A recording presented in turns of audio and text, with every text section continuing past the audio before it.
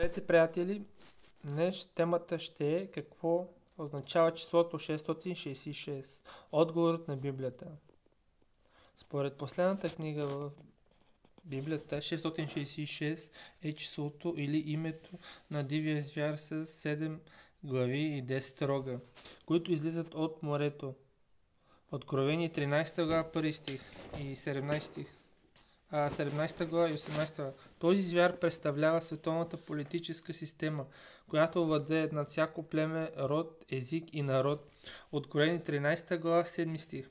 Името 666 символизира пълният провал на политическата система в очите на Бога. В какъв смисъл? Име с определено значение. Имената, дадени от Бога, имат значение. Например, Бог дал на Аврам, което означава възвисен, баща. Името Авраам, което означава баща на множество.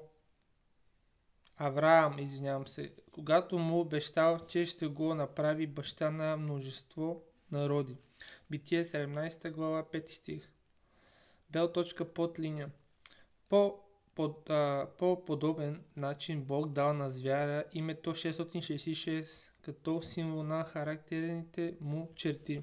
Числото 6 означава несъвършенство. В Библията числата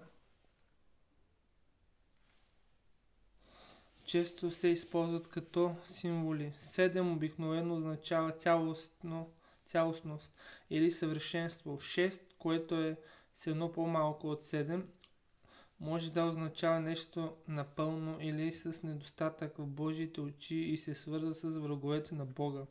Първо летописи 20 глава 6 стих, Даниил 3 глава 1 стих. 3 пъти за наблягане в Библията понякога се наблягат на нещо, което се казва.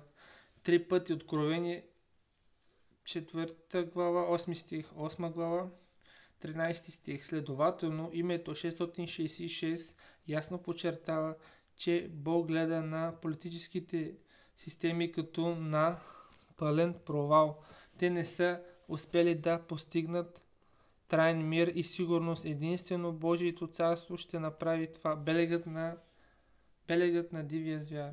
Библията казва, че хората получават белега на дивия звяр, защото го следват с възхищение до такава степен, че му се покланят. Откровение 13 глава 3 стих.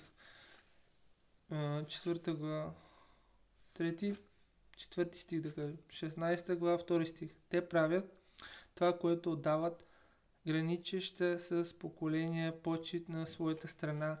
Нейните символи или военна сила в енциклопедията на религиите се казва: национализмът се е превърнал в основната религия на съвременния свят. Как белегът на звяра бива поставен върху дясната ръка